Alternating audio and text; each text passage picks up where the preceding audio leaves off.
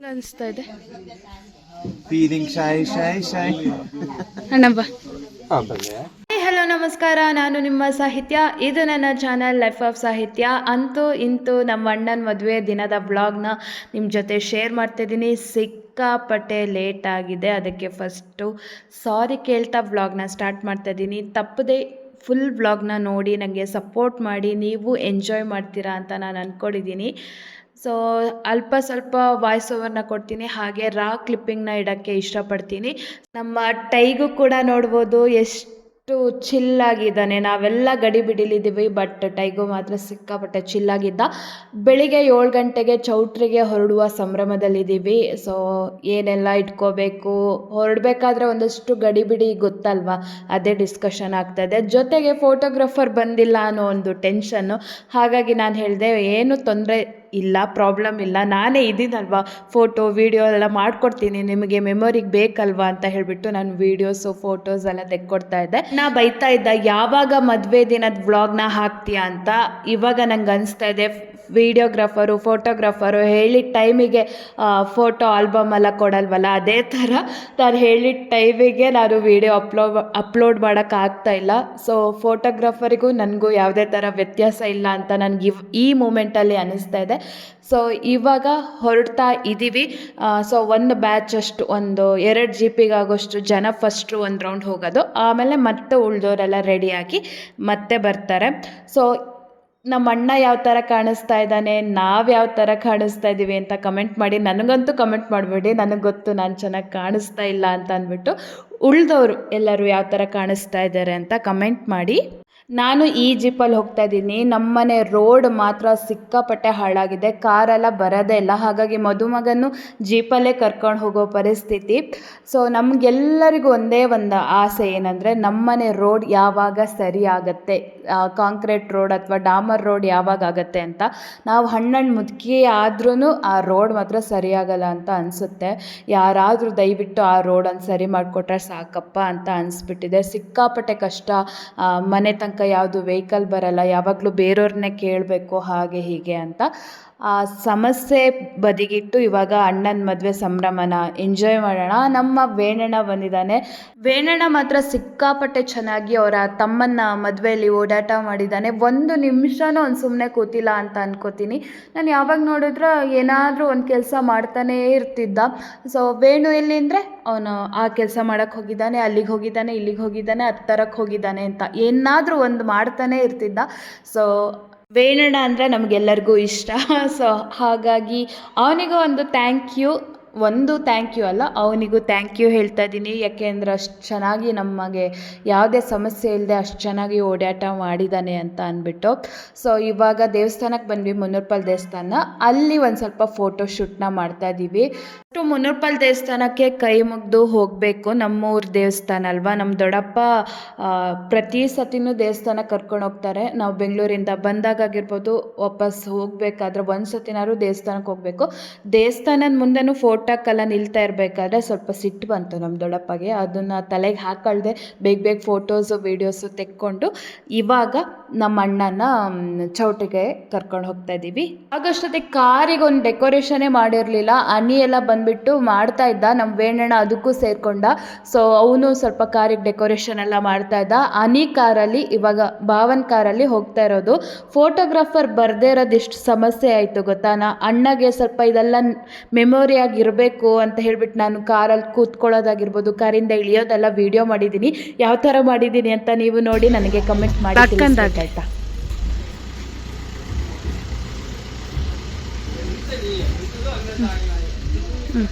ಸಾಕು, ಡೋರ್ ತೆಗ್ದಿದ್ ಅಕ್ಕ ಒಂಚೂರಿ ಅಡ್ಡಡ್ಡ ಬಂದ್ರು. ನನ್ನ ಟ್ಯಾಲೆಂಟ್ ನೋಡಿದ್ರಲ್ಲ. ಸೊ ಸುಮ್ಮನೆ ನನಗೇನು ಜಾಸ್ತಿ ವೀಡಿಯೋಸ್ ಎಲ್ಲ ಮಾಡೋಕ್ಕೆ ಬರಲ್ಲ, ಆದ್ರೂ ವೀಡಿಯೋಗ್ರಾಫರ್ ಬಂದಿದ್ದರೆ ಒಳ್ಳೇದಿತ್ತು. ಮತ್ತು ಏನಂದರೆ ಚೌಟ್ರಿನೂ ತುಂಬ ಹತ್ತಿರ ಇತ್ತು ಮನೆಯಿಂದ, ಹಾಗಾಗಿ ಬೇಗ ಬಂದ್ವಿ. ಇದು ಮದುವೆದು ಶಾಸ್ತ್ರ ಎಲ್ಲ ಸ್ಟಾರ್ಟ್ ಆಗೋಕ್ಕಿಂತ ಮುಂಚೆ ಚೌಟ್ರಲ್ಲಿ ನಮ್ಮದು ಲಗೇಜ್ ಎಲ್ಲ ಏನಿದೆ ಅದನ್ನೆಲ್ಲ ಒಂದು ಸ್ವಲ್ಪ ಸೆಟಲ್ ಡೌನ್ ಮಾಡ್ಕೋಬೇಕಲ್ವ, ಹಾಗಾಗಿ ಹೋಗ್ತಾಯಿದ್ವಿ.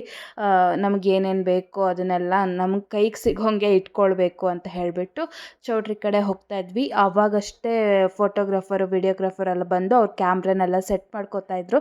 ಅಷ್ಟೊತ್ತಿಗೆ ನಾನು ಒಂದಷ್ಟು ವೀಡಿಯೋನ ಮಾಡ್ಕೊಂಡಿದ್ದೆ. ಅಕ್ಕ ಮತ್ತು ಅಣ್ಣ ಯಾವ ಥರ ಕಾಣಿಸ್ತಾ ಇದ್ದಾರೆ ಅಂತ ಕಮೆಂಟ್ ಮಾಡಿ. ನಮ್ಮ ಹನಿ ಪಾಪ ಇನ್ನೂ ರೆಡಿಯಾಗಿರಲಿಲ್ಲ, ಮನೆಗೆ ಹೋಗಿ ಬರಬೇಕಿತ್ತು ಅವ್ನು ರೆಡಿಯಾಗಿ. ಸೊ ಯಾವಾಗಲೂ ವೀಡಿಯೋಸ್ ಅವನೇ ಮಾಡಿಕೊಡೋದು, ಹನಿ ವೀಡಿಯೋ ಮಾಡಿಕೊಡು, ಹನಿ ಫೋಟೋ ತೆಕ್ಕೊಡು ಹನಿ ಅಂತ ಹನಿ ಕಾಟ ಕೊಡ್ತಾ ಇರ್ತೀವಿ. ಸೊ ಈ ಮದುವೆ ಮನೆದು ಅಷ್ಟು ತುಂಬ ವೀಡಿಯೋಸ್ ಅವನೇ ಮಾಡಿಕೊಟ್ಟಿದ್ದಾನೆ ನನಗೆ. ಮತ್ತೇನು ಒಂದು ಅಬ್ಸರ್ವ್ ಮಾಡಿದ್ದೀವಿ ಅಂದರೆ, ನಮ್ಮ ಮನೇಲಿ ಏನಾದರೂ ಫಂಕ್ಷನ್ ಇದ್ದಾಗ ಅಥವಾ ಊರಲ್ಲಿ ಹಬ್ಬ ಏನಾದ್ರು ಇದ್ದಾಗಲೇ ಎಕ್ಸಾಮ್ ಇರೋದು, ಹಾಗೆಲ್ಲ ಪ್ರಾಬ್ಲಮ್ ಆಗೋದಲ್ವ. ಅವನಿಗೂ ಅಷ್ಟೇ ಎಕ್ಸಾಮ್ ಇತ್ತು, ಆಮೇಲೆ ಅವನಿಗೂ ಎಕ್ಸಾಮ್ ಇತ್ತು ಅಂತ ಅಂತಿದ್ರು. ಏನಾದ್ರು ಫಂಕ್ಷನ್ ಇದ್ದಾಗ ಎಕ್ಸಾಮ್ ಇರೋದಂತೂ ಕನ್ಫರ್ಮು. ಇವಾಗ ಹುಡುಗಿ ಮನೆಯವರನ್ನೆಲ್ಲ ಅವ್ರು ರೆಡಿಯಾಗಿ ಬಂದಿದ್ದರು, ಹಾಗಾಗಿ ಅವ್ರನ್ನೆಲ್ಲ ಮಾತಾಡಿಸ್ತಿದ್ವಿ. ಹೊಸ ಜಾಗ ಬೇರೆ ನಿದ್ರೆ ಬಂತ, ಊಟ ಸರಿ ಆಯಿತಾ, ಹಾಗೆ ಹೀಗೆ ಅಂತ ಒಂದಷ್ಟು ಮಾತಾಡ್ಕೊತಾ ಇದ್ವಿ. ಹಾಗೆ ನಾನು ಕರೆದೆ, ಒಂದು ಫೋಟೋ ತೆಕ್ಕೊಳ್ಳೋಣ ಬನ್ನಿ, ವೀಡಿಯೋ ಯೂಟ್ಯೂಬಿಗೆ ಹಾಕ್ತೀನಿ, ವೀಡಿಯೋಗೆ ಬನ್ನಿ ಅಂತ ಕರೆದೆ. ಹಾಗಾಗಿ ಹುಡುಗಿದ್ದು ದೊಡ್ಡಮ್ಮ, ಅಮ್ಮ, ಅತ್ತಿಗೆ ಮತ್ತು ಹುಡುಗಿ ಅಜ್ಜಿ ಮತ್ತು ನಮ್ಮ ಅತ್ತೆ, ಶ್ರಾವ್ಯತ್ಗೆ, ಅಕ್ಕ, ನಾನು, ಅಣ್ಣ, ದೊಡ್ಡಮ್ಮ ಎಲ್ಲ ನಿಂತ್ಕೊಂಡು ಒಂದು ಫೋಟೋ ತೆಕ್ಕೊಂಡ್ವಿ. ಇವಾಗಲೇ ಒಂದು ಸ್ವಲ್ಪ ಪುರ್ಸೊತ್ತಿದ್ದು, ಶಾಸ್ತ್ರ ಸ್ಟಾರ್ಟ್ ಆಗೋಕ್ಕಿಂತ ಮುಂಚೆ ಅಂದರೆ ಸ್ವಲ್ಪ ಟೈಮ್ ಇತ್ತು ಶಾಸ್ತ್ರಕ್ಕೆ, ಅವಾಗ ಸ್ವಲ್ಪ ಟೈಮ್ ಇತ್ತು, ಹಾಗಾಗಿ ಚಂದ ಫೋಟೋಸು ವೀಡಿಯೋಸ್ನ ತೆಕ್ಕೊಂಡೆ. ಆಮೇಲೆ ಫುಲ್ ಬ್ಯುಸಿ ಆಗೋಕ್ಕೆ ಹೋದೆ. ನಾನು ಒಂದು ಕಡೆ, ಕ್ಯಾಮ್ರಾ ಒಂದು ಕಡೆ, ಅಂದರೆ ನನ್ನ ಮೊಬೈಲ್ ಒಂದು ಕಡೆ ಆಗೋಯ್ತು. ಇವಾಗ ಇಬ್ಬರು ದೊಡ್ಡಪ್ಪ ಸೇರಿ ಏನೋ ಭಾರಿ ಡಿಸ್ಕಷನ್ ಮಾಡ್ತಾ ಇದ್ದಾರೆ. ಸೊ ದೊಡ್ಡಪ್ಪ ದೊಡ್ಡಮ್ಮ ಬಂದಿದ್ದು ಸಿಕ್ಕಾಪಟ್ಟೆ ಖುಷಿ ಆಯಿತು. ಪಾಪ ದೊಡ್ಡಮ್ಮಗೆ ಸ್ವಲ್ಪ ಕಾಲು ನೋವಿತ್ತು, ಸ್ವಲ್ಪ ಅಲ್ಲ ಸ್ವಲ್ಪ ಜಾಸ್ತಿನೇ ಇತ್ತು.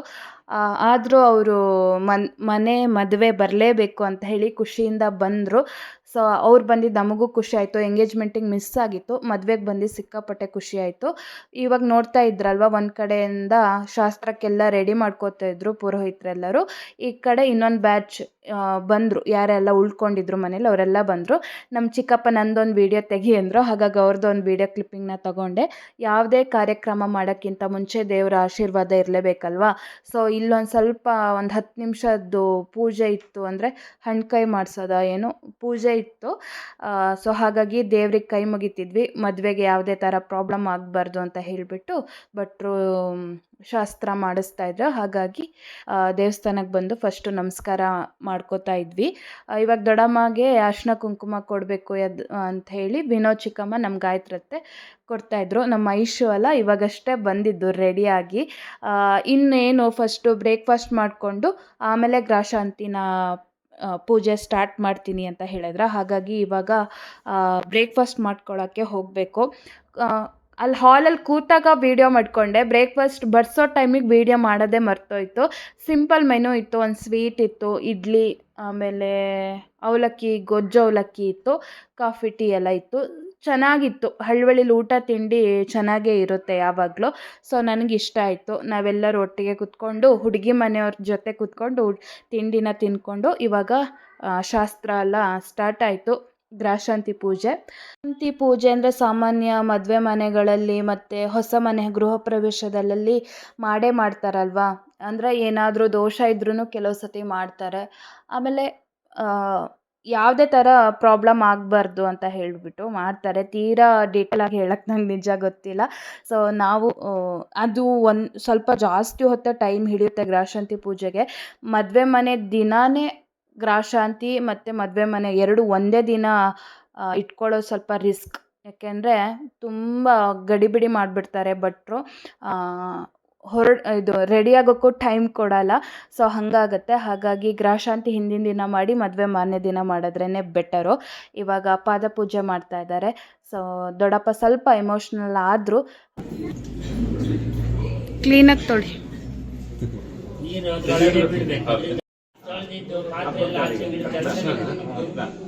ಆಮೇಲೆ ಕುಂಕುಮ, 2 ಕಾರಿ ಕುಂಕುಮ, ಆಮೇಲೆ ಹೂ ಇಡೋದು ಇಬ್ಬರಿಗೂ, ಅದೇ ರೀತಿ ಅಕ್ಷತೆ ಇಡೋದು. ಇದು ಪಾದ ಪೂಜೆ ಅಂತ ಹೇಳ ಎತ್ತಾತ. ಪುನಃ ಕೈಯಲ್ಲಿ ಅಕ್ಷತೆ ಹಿಡ್ಕೊಳೋದು, ಎದ್ದಿಟ್ಕೊಂಡ್ರು ಗುರುಬ್ರಹ್ಮ ಬರುತ್ತೆ ಅಂತ ಕಾಣುತ್ತೆ ಹೇಳ್ಕೊಳೋದು. ಗಟ್ಟಿ ಕೇಳುವಂಗೆ ಇಡೋಕು ಅರ್ಧನಾರು.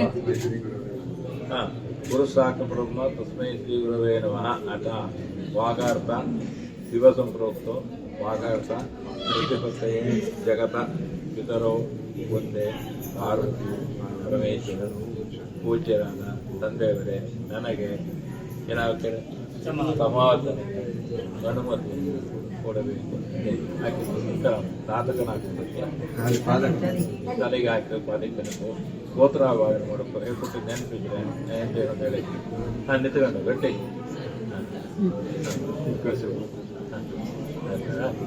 ಆ ಹುಡುಗರಿದ್ದಾಗ ಅವ್ರ ಕೈ ಕೊಡೋ ಇಬ್ಬರು ಒಟ್ಟಿಗೆ ಇರ್ತಾರೆ ಕೊಡೋ ಯಾಪನೆ ಯಾಪದ ಅದೇ ಮುಗಿಸಿ ಕಾಲ ಮೇಲೆ ಇಡು ತೆಗೆದು ಈ ಕಡೆ ಕೊಟ್ಟುಬಿಡಿ ತಗಳೆನ್ನು ಅದು ಈ ಕಡೆ ತೆಗೆದು ಈ ತೆಗೆದು ಆ ಹೂ ಪ್ರಸಾದ ತಗಡೆ ಬರೋ ತಲೆ ತಲೆ ಮುಗಿಸಿರ್ತಾರೆ ನನಗೆ ಹಾಂ ಸರಿ ಸರಿ ಕೈ ತೊಳಕ ಇದನ್ನು ಪುನಃ ಕೈ ಕೊಟ್ಟಿದ್ದೀನಿ ಆಯ್ತಾ ಇದಲ್ಲ ಬಿಟ್ಟು ದೊಡ್ಡಪ್ಪ ಎಮೋಷ್ನಲ್ ಆಗೋಕ್ಕೂ ನಮಗೆಲ್ಲರಿಗೂ ಸ್ವಲ್ಪ ಕಣ್ಣಲ್ಲಿ ನೀರು ಬರ್ತಾ ಇತ್ತು. ನನಗೆ ಯಾಕೆ ಅಂತಲೇ ನಂಗೆ ಅಂದಾಜಾಗಿಲ್ಲ. ದೊಡ್ಡಪ್ಪ ಎಮೋಷ್ನಲ್ ಆಗಿದ್ದು ಕೂಡ ಫಸ್ಟ್ ಟೈಮ್ ನಾವು ನೋಡಿದ್ದು. ಆದರೂ ಎಷ್ಟು ಜನಕ್ಕೆ ಈ ಥರ ತಂದೆ ತಾಯಿಯ ಪಾದ ಪೂಜೆ ಮಾಡೋ ಅವಕಾಶ ಸಿಗುತ್ತಲ್ವ. ಸೊ ಇಷ್ಟು ವರ್ಷ ಅವರು ಸಾಕಿ ಸಲುಹಿದ್ದಕ್ಕೆ ನಾವು ಈ ಹಂತಕ್ಕೆ ಬಂದಿರ್ತೀವಿ. ಅವ್ರಿಗೆ ಪಾದ ಪೂಜೆ ಮಾಡೋದು ನಮ್ಮ ಅಣ್ಣಂದು ಅದೃಷ್ಟನೇ ಸರಿ ಅಂತ ಹೇಳ್ಬೋದು. ಸೊ ಅಷ್ಟೊತ್ತಿಗೆ ನಮ್ಮ ರವಿ ಅಣ್ಣನ ಫ್ಯಾಮಿಲಿ ಎಲ್ಲರೂ ಬಂದಿದ್ದು. ಪೂರ್ಣಿಮಕ್ಕ, ರವಿ ಅಣ್ಣ, ಅತ್ತೆ ಎಲ್ಲರೂ ಬಂದಿದ್ದು. ಸಿಕ್ಕಾಪಟ್ಟೆ ಖುಷಿ ಆಯಿತು.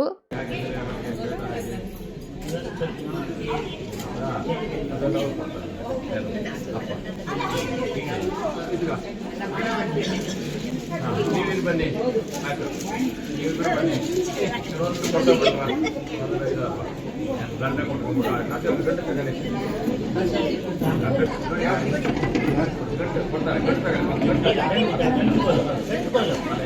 ಅಣ್ಣ ಕಾಶಿ ಯಾತ್ರೆ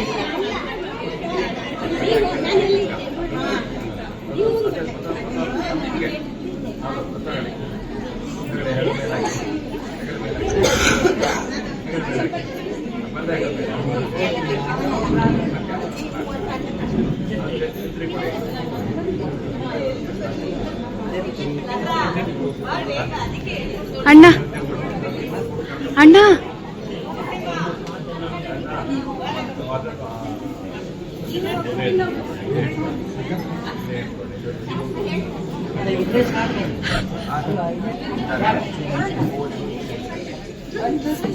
ಅಲ್ಲ ಅಕ್ಕ ಬಂತು.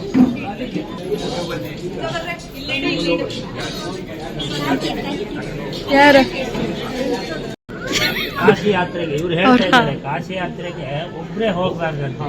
ಹೋಗೋದಕ್ಕೆ ಮದುವೆ ಆಗಿ ಹೆಂಡತಿ ಇಬ್ರು ಹೋದ್ರೆ ಆ ಕಾಶಿ ಯಾತ್ರೆ ಫಲ ಸಿಗ್ತದೆ. ಸುಮ್ಮನೆ ನೀವು ಒಬ್ಬೊಬ್ಬರೇ ಹೋಗಿ ಅಲ್ಲಿ ಊಟ ಮಾಡಿಸೋಕೆ ಎಂತ ವ್ಯವಸ್ಥೆ ಇಲ್ಲ. ಇದನ್ನೆಲ್ಲ ಇಟ್ಕೊಂಡು ಎಷ್ಟು ದಿವಸ ಹೋಗ್ತೀರಿ? ಕಾಶಿ ಯಾತ್ರೆ ಕಾಶಿಯಲ್ಲಿ ಇಲ್ಲೇ ಹತ್ತಿರ ಇದೆಯಾ? ಕಳಸ ಅಲ್ಲ, 5-6 ಕಿಲೋಮೀಟರ್ ಅಲ್ಲ, 300-400 ಕಿಲೋಮೀಟರ್, 700 ಕಿಲೋಮೀಟರ್ ಆಗುತ್ತೆ.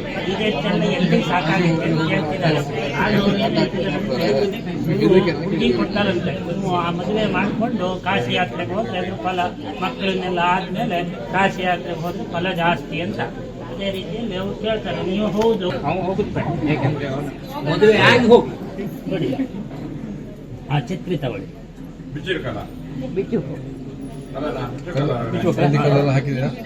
ಏನು ಹಾಕಿ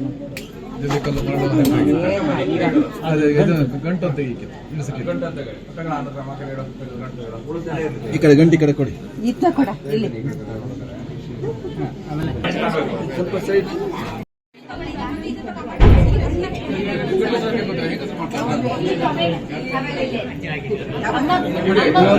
ಸ್ವಲ್ಪ ಒಂದೇ ಮಾಡಿ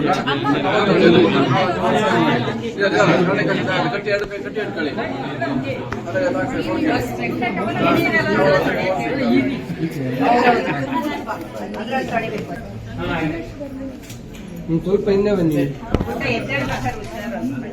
ಹಾಂ ಸರಿ. ನಾನು ರೆಡಿಯಾಗಿ ಬರೋ ಅಷ್ಟೊತ್ತಿಗೆ ಸಾಕಷ್ಟು ಶಾಸ್ತ್ರಗಳೇ ಮುಗ್ದೋಗಿತ್ತು. ಸ್ವಲ್ಪ ನನ್ನ ಗಂಡನೂ ಸ್ವಲ್ಪ ವೀಡಿಯೋ ಮಾಡಿಕೊಟ್ಟಿದ್ರು. ಇವಾಗ ನಾನು ಅಕ್ಕ ಮೇಕಪ್ ಮಾಡ್ಕೊಬಂದು ನಿಂತ್ಕೊಂಡಿದ್ದೀವಿ. ಫಸ್ಟ್ ಟೈಮ್ ಮೇಕಪ್ ಮಾಡಿದ್ದು. ಸೊ ಹೇಗೆ ಕಾಣಿಸ್ತಾ ಇದ್ದೀವಿ ಅಂತ ಕಮೆಂಟ್ ಮಾಡಿ. ಶ್ರಾವ್ಯತ್ಗೆನೂ ಮೇಕಪ್ ಮಾಡ್ಕೊಂಡಿದ್ರು, ಅವರೇ ಕರೆಸಿದ್ದು ಕೊಪ್ಪದಿಂದ. ಚೆನ್ನಾಗಿ ಮಾಡಿದರು, ಬಟ್ ನಮಗೆ ಸೂಟ್ ಆಗ್ತಾ ಇದೆಯಾ ಇಲ್ವಂತ ನೀವೇ ಕಮೆಂಟ್ ಮಾಡಿ ತಿಳಿಸ್ಬೇಕು. ಇವಾಗ ಒಂದಷ್ಟು ಶಾಸ್ತ್ರಗಳು ಆಗ್ತಾ ಇದೆ. ಕ್ಲಿಪ್ಪಿಂಗ್ ಹಾಕೋಣ ಅಂದರೆ ಸಿಕ್ಕಾಪಟ್ಟೆ ನಾಯ್ಸ್ ಇತ್ತು, ಮತ್ತು ಸಾಂಗ್ ಹಾಕಿದ್ರಲ್ವಾ ಅದು ಕೇಳಿಸ್ತಾ ಇತ್ತು ವೀಡಿಯೋದಲ್ಲಿ. ಹಾಗೆ ಹಾಕಿದ್ರೆ ಸ್ವಲ್ಪ ಕಾಪಿರೈಟ್ ಇಶ್ಯೂ ಬರುತ್ತೆ, ಹಾಗಾಗಿ ವಾಯ್ಸ್ ಓವರ್ನ ಕೊಡ್ತಾ ಇದ್ದೀನಿ. ಸೊ ನನ್ನ ವಾಯ್ಸ್ ಓವರ್ ಕೊಡೋದು ನಿಮಗೇನಾದರೂ ಇರಿಟೇಷನ್ ಅಂತ ಅನಿಸಿದ್ರೆ ನ್ಯೂಸ್ ಓದಂಗೆ ಮಾತಾಡ್ತಾ ಇದ್ದೀನಿ ಅಂತ ಏನಾದರೂ ಅನಿಸಿದ್ರೆ ಸಾರಿ ಕೇಳ್ತೀರಿ. ಹೇಗೆ ವಾಯ್ಸ್ ಓವರ್ ಕೊಡಬೇಕು ಅಂತ ನನಗೆ ಗೊತ್ತಿಲ್ಲ. ಸೊ ನಾನು ಸಿಂಪಲ್ಲಾಗಿ ಕೊಡೋಕ್ಕೆ ಟ್ರೈ ಮಾಡ್ತೀನಿ, ನನಗೆ ಬರೋ ಥರ. ಸ್ವಲ್ಪ ಆರ್ಟಿಫಿಷಿಯಲ್ ಥರ ಮಾತಾಡದೆ ನಾನು ರೆಗ್ಯುಲರಾಗಿ ಮಾತಾಡೋ ಥರ ವಾಯ್ಸ್ ಓವರ್ ಕೊಡ್ತೀನಿ.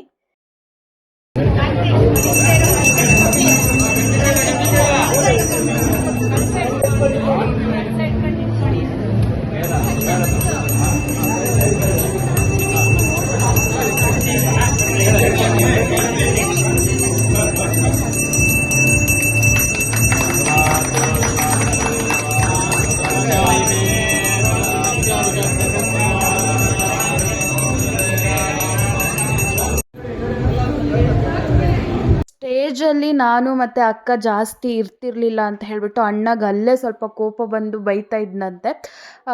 ಆಮೇಲೆ ಒಂದು ಸ್ವಲ್ಪ ಹೊತ್ತು 1-2 ನಿಮಿಷ ಮಾತು ಆಡಲಿಲ್ಲ ನಮ್ಮ ಜೊತೆ. ಆಮೇಲೆ ಸರಿಯಾದ. ಆಮೇಲೆ ಒಂದು 10 ನಿಮಿಷ ಸ್ಟೇಜಲ್ಲೇ ಕೂತ್ಕೊಂಡಿದ್ದು.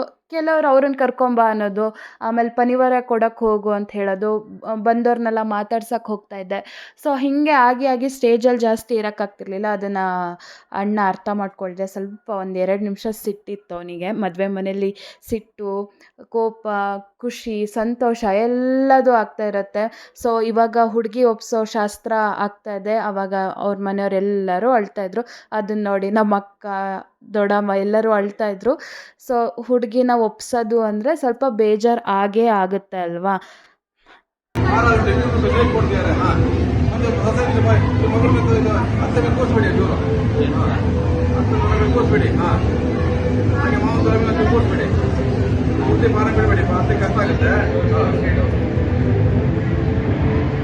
ಪೂರ್ತಿ ಭಾರ ಬಿಡ್ಬೇಡಿ, ಮಾವ ಕಷ್ಟ ಆಗುತ್ತೆ ಅದಕ್ಕೂ ನಿಮ್ಗೂ ಹೇಳಿದೆ. ಮತ್ತೀಗ ಆ ಕಡೆ ಈ ಕಡೆ ಹೋಗಿ ಮತ್ತೆ ಇಲ್ಲಿ ಕೂತ್ಕೊಂತಾಳೆ. ಮಾವ ಅಲ್ಲಿ ಕೂತ್ಕೊಳ್ಳಿ, ಮತ್ತೆ ಕೂತ್ಕೊಳ್ಳಿ, ಫೋಟೋ ತೆಗೆದುಕೊಂಡು ಅಂತೇಳಿ ಫೋಟೋ ತೆಗೆದು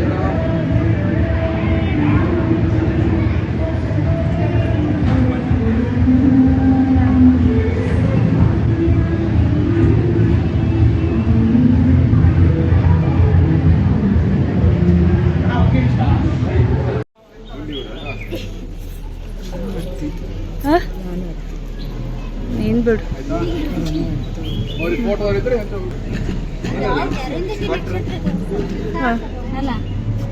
ತಾಳ ಬರ್ತಾರೆ ಅಲ್ಲ ಈ ಕಡೆ ಅಲ್ಲಿ ಇವ್ರು ಹೇಳೋದ್ರೊಳಗೆ ಮಾಡ್ತೀರಲ್ರ ವಿಡಿಯೋ ಎಲ್ಲ ನೋಡಿ. ಅಲ್ಲಿ ತೋರಿಸ್ಬೇಕು, ಹಿಂದೆ ಬನ್ನಿ. ಈಗ ತೋರಿಸಿ.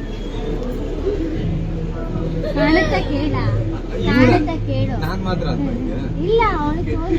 ಅರುಂಧತಿ ನಕ್ಷತ್ರ ನೋಡು ಅಂತ ಹೇಳು ಅಣ್ಣ. ಅಣ್ಣ ನಾನೇ ಭಟ್ರ ಆಗ್ತೀನಿ. ಅಣ್ಣ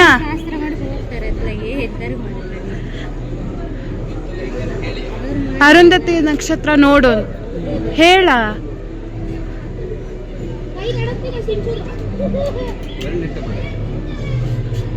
ಅವ್ರು ಕಂಡಿಲ್ಲ ಅಂತ. ನಮ್ಮ ಚಿನ್ನಿ ನೋಡಿ ಆಲ್ಮೋಸ್ಟ್ ಮದುವೆ ಮನೆ ಮುಗಿಯೋ ತನಕ ಮಲ್ಕೊಂಡೇ ಇದ್ಲು. ಊಟಕ್ಕೆ ಎದ್ದಂಗೆ ಆಯಿತು. ಚಂದ ರೆಡಿಯಾಗಿಬಿಟ್ಟು ನಿದ್ರೆ ಮಾಡ್ತಾ ಇದ್ಲು. ಅವಳದು ಒಂದೊಂದು ಫೋಟೋ ಚೆನ್ನಾಗಿ ಬಂದಿದೆ, ಲಾಸ್ಟಲ್ಲಿ ನಿಮ್ಮ ಜೊತೆ ಶೇರ್ ಮಾಡ್ತೀನಿ. ಇವಾಗ ಗೆಸ್ಟ್ಗಳೆಲ್ಲ ಬಂದು ಫೋಟೋ ಸೆಕ್ಷನ್ ಆಗ್ತಾಯಿದೆ. ಆ್ಯಂಡ್ ಗಿಫ್ಟ್ ಕೊಡೋರು ಅಣ್ಣ ಅತ್ತಿಗೆಗೆ ಆಶೀರ್ವಾದ ಮಾಡಿ ಹೋಗ್ತಿದ್ರು.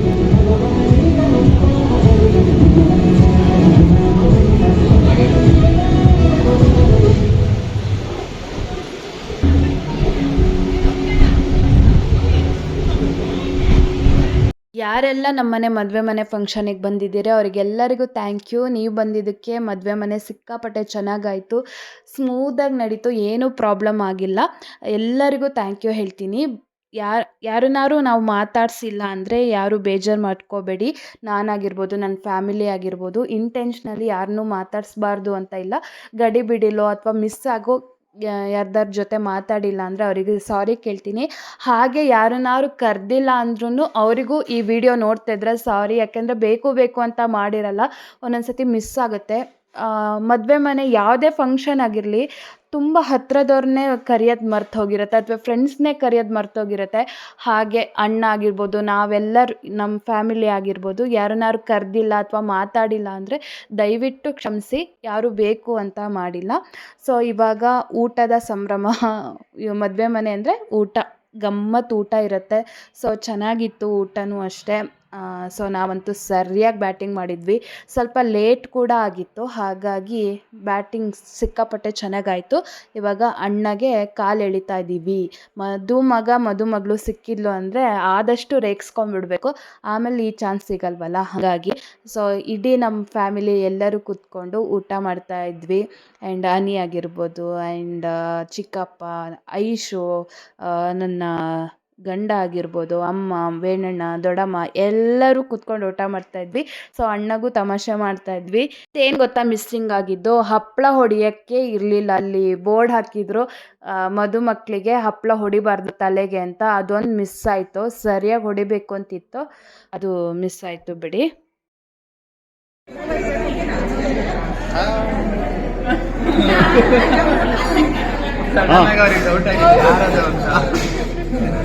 ನೋಡಿ ಎಲ್ಲ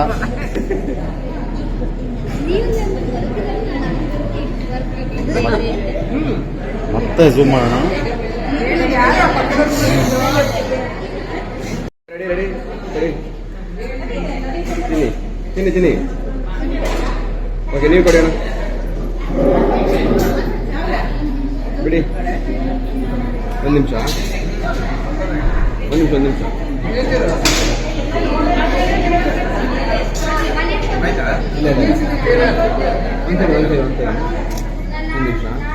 ಹಾಂ, ಇಲ್ಲಡಿ.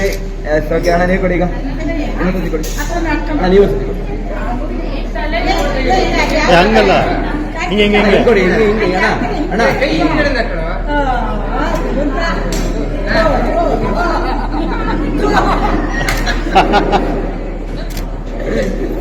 ನೋಡಿ ಸ್ಮೈಲ್ ಬರಬೇಕು.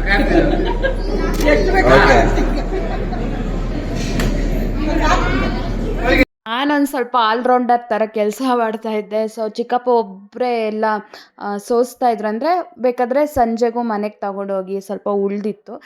ರಾತ್ರಿಗೂ ಊಟಕ್ಕೆ ಜನ ಇದ್ರಲ್ವ, ಹಾಗಾಗಿ ತಗೊಂಡು ಹೋಗೋಣ, ಅನ್ನ ಎಲ್ಲ ಸಿಕ್ಕಾಪಟ್ಟೆ ಉಳಿದಿತ್ತು ನೋಡಿ. ಹಾಗೆ ಚಿಕ್ಕಪ್ಪ ಒಬ್ಬರೇ ಕೆಲಸ ಮಾಡ್ತಾಯಿದ್ರು ಅಂತ ಹೇಳಿಬಿಟ್ಟು ನಾನು ಸ್ವಲ್ಪ ಹೆಲ್ಪ್ ಮಾಡಿದೆ. ಬೇಣಣ್ಣ ಆಗಿರ್ಬೋದು, ಮತ್ತು ಎಲ್ಲರೂ ಮನೆಗೆ ಹೋಗಿದ್ದು. ಇನ್ನು ಹುಡುಗಿ ಬರೋ ಟೈಮಿಗೆ ಸ್ವಲ್ಪ ಮನೆ ಎಲ್ಲ ಅಲ್ಲಿ ಎಲ್ಲ ಸರಿ ಮಾಡ್ಕೋಬೇಕಲ್ವ, ಬರೀ ಅಕ್ಕ ನಾವೆಲ್ಲ ಇದ್ವಿ ಅಷ್ಟೇ. ಹಾಗಾಗಿ ನಾನು, ಸಾಗರು, ಚಿಕ್ಕಪ್ಪ ಇವಾಗ ಏನೆಲ್ಲ ಬೇಕು ಅಂತ, ಚಿಕ್ಕಪ್ಪ ಬೇಡ ಅನ್ನೋಕ್ಕೆ, ನಾನು ಬೇಕು ಅನ್ನೋಕ್ಕೆ. ಪಲಾವೆಲ್ಲ ಇಷ್ಟು ಉಳಿದಿದೆ, ಬೇಡ ಅನ್ನೋದು. ಆಮೇಲೆ ನಾನು ಬೇಕು ಅಂತ ಹೇಳಿ ಹಾಕ್ಸ್ಕೊತಾ ಇದ್ದೆ. ಆ್ಯಂಡ್ ರವಿ ಅಣ್ಣ ಕೂಡ ಹೆಲ್ಪ್ ಮಾಡ್ತಿದ್ರು. ಅವ್ರಿಗೆ ತಮಾಷೆ ಮಾಡ್ತಾಯಿದ್ದೆ, ಅಣ್ಣ ನೀವು ಹೆಲ್ಪ್ ಮಾಡಿದ್ದು ನಾನು ವೀಡಿಯೋ ಮಾಡ್ತೀನಿ ಅಂತ ರವಿ ಅಣ್ಣಗೆ ಹೇಳ್ತಾ ಇದ್ದೆ. ಇವಾಗ ನೋಡಿ, ನಾವಿಷ್ಟೇ ಜನ ಕೂತ್ಕೊಂಡಿದ್ವಿ, ಮತ್ತೆಲ್ಲರೂ ಮನೆಗೆ ಹೋಗಿದ್ರು. ಆ್ಯಂಡ್ ಹುಡುಗಿನೂ ಸ್ವಲ್ಪ ಡ್ರೆಸ್ ಚೇಂಜ್ ಎಲ್ಲ ಮಾಡಬೇಕಿತ್ತು. ಮತ್ತು ಸ್ವಲ್ಪ ಅವ್ರದ್ದು ಶಾಸ್ತ್ರ ಎಲ್ಲ ಇರುತ್ತಲ್ಲ, ಮಡ್ಲಕ್ಕಿ ಎಲ್ಲ ತುಂಬಿ ಕಳಿಸ್ಕೊಡ್ಬೇಕಲ್ವ, ಹಾಗಾಗಿ ಆ ಶಾಸ್ತ್ರನ ಮಾಡ್ತಾಯಿದ್ರು. ಸ್ವಲ್ಪ ಎಲ್ಲರೂ ಅವಾಗ ಎಮೋಷ್ನಲ್ ಆದರು, ಸ್ವಲ್ಪ ಹತ್ರು. ಎಷ್ಟೇ ಆದರೂ ಇಷ್ಟು ವರ್ಷ ಒಂದು ಮನೇಲಿದ್ದು ಅವ್ರ ಜೊತೆ ದಿನ ಎಲ್ಲ ಕಳೆದಿರ್ತಾರೆ. ಇವಾಗ ಗಂಡನ ಮನೆಗೆ ಹೋಗಬೇಕು, ಹೊಸ ಸಂಸಾರ, ಎಲ್ಲದು ಲೈಫ್ ಸ್ಟೈಲೇ ಚೇಂಜ್ ಆಗಿಬಿಡುತ್ತೆ ಮದುವೆ ಆದಮೇಲೆ. ಹಾಗಾಗಿ ಸ್ವಲ್ಪ ಬೇಜಾರಾಗತ್ತೆ ಹೆಣ್ಣನ್ನ ಗಂಡನ ಮನೆಗೆ ಕಳಿಸ್ಕೊಡ್ಬೇಕಾದ್ರೆ. ಆದರೆ ಏನು ಮಾಡೋಕ್ಕಾಗಲ್ಲ, ಇವಾಗಿನ ರೂಲ್ಸೇ ಅಂದರೆ ಇವಾಗ ಪದ್ಧತಿನೇ ಹಂಗೆ ಬಂದುಬಿಟ್ಟಿದೆ, ಏನೂ ಮಾಡೋಕ್ಕಾಗಲ್ಲ. ಸೊ ಇವಾಗ ಮಡ್ಲಕ್ಕೆಲ್ಲ ತುಂಬಾಯಿತು, ಇನ್ನು ವೆಯ್ಟ್ ಮಾಡ್ತಾಯಿದ್ದೀವಿ ಜೀಪು ಕಾರು ಬಂದ ತಕ್ಷಣ ಹೋಗಿಬಿಡೋದು ಅಂತ ಅಂದ್ಬಿಟ್ಟು. ಇವಾಗ ರವಿ ಅಣ್ಣ ವೀಡಿಯೋನ ಮಾಡಿಕೊಟ್ಟಿದ್ದು. ರವಿ ಅಣ್ಣಗೂ ಥ್ಯಾಂಕ್ ಯು ಸೋ ಮಚ್. ಊಟದ್ದು ಕ್ಲಿಪ್ಪಿಂಗ್ ಇದೆಯಲ್ಲ, ಅದನ್ನು ರವಿ ಅಣ್ಣ ಮಾಡಿಕೊಟ್ಟಿದ್ದು. ನಾನು ಬರೋದು ಸ್ವಲ್ಪ ಲೇಟ್ ಆಗಿತ್ತು, ಹಾಗಾಗಿ ಅವ್ರು ವೀಡಿಯೋ ಮಾಡಿದ್ರು. ಸಾಹಿತ್ಯ ಬರೋದು ಲೇಟ್ ಆಗುತ್ತೆ, ಅವಳಿಗೆ ವೀಡಿಯೋ ಮಾಡಿದ್ರೆ ಹೆಲ್ಪ್ ಆಗುತ್ತೆ ಅಂತ ಯೋಚನೆ ಮಾಡಿ ವೀಡಿಯೋ ಮಾಡಿ ನಂಗೆ ಸೆಂಡ್ ಮಾಡಿದ್ರಲ್ಲ, ನಂಗೆ ಸಿಕ್ಕಾಪಟ್ಟೆ ಖುಷಿ ಆಯಿತು ಮಾತ್ರ. ಹಾಗಾಗಿ ರವಿ ಅಣ್ಣಗೂ ಥ್ಯಾಂಕ್ ಯು. ಮತ್ತು ಅವರೆಲ್ಲರೂ ನಮ್ಮ ಮನೆಗೆ ಬಂದಿದ್ದರು. ಮನೆಗೆ ಬಂದು ಆಮೇಲೆ ಹೊರಟೋಗಿದ್ದು. ಅವರೆಲ್ಲರೂ ಮನೆಗೆ ಬಂದಿದ್ದು ಸಿಕ್ಕಾಪಟ್ಟೆ ಖುಷಿ ಆಯಿತು ನನಗೆ. ಇವಾಗ ಹೆಣ್ಣನ್ನ ಮನೆ ತುಂಬಿಸ್ಕೊಳ್ಳೋ ಶಾಸ್ತ್ರ ಆಗ್ತಾಯಿದೆ. ಇನ್ನು ಭಟ್ರು ಬರಬೇಕು, ಸ್ವಲ್ಪ ಟೈಮ್ ಇತ್ತು. ಆ ಶಾಸ್ತ್ರ ಯಾವ ಥರ ಆಗುತ್ತೆ, ಸೇರೋದು, ಮನೆಗೆ ಸೇರಿಸೋದು, ಹಾಲು ಉಗ್ಸೋದು, ಅದೆಲ್ಲ ಇರುತ್ತಲ್ಲ ಮಜಾ, ಅದೆಲ್ಲ ಯಾವ ಥರ ನಡೀತು ನಮ್ಮ ಮನೇಲಿ ಅಂತ ನಾನು ನೆಕ್ಸ್ಟ್ ವೀಡಿಯೋದಲ್ಲಿ ನಿಮ್ಮ ಜೊತೆ ಶೇರ್ ಮಾಡ್ತೀನಿ. ಈ ವಿಡಿಯೋ ಇಷ್ಟ ಆದರೆ ಪ್ಲೀಸ್ ಲೈಕ್ ಮಾಡಿ, ಶೇರ್ ಮಾಡಿ, ಕಮೆಂಟ್ ಮಾಡಿ, ಹಾಗೆ ಸಬ್ಸ್ಕ್ರೈಬ್ ಮಾಡ್ಕೊಳ್ಳಿ. ನಮ್ಮ ಅಣ್ಣಗೆ ಅತ್ತಿಗೆಗೆ ಎಲ್ಲರೂ ಕಂಗ್ರ್ಯಾಚುಲೇಷನ್ ಅಂತ ಕಮೆಂಟ್ ಮಾಡಿ. ಸೊ ನಾನು ಮುಂದಿನ ವ್ಲಾಗಲ್ಲಿ ಸಿಗ್ತೀನಿ.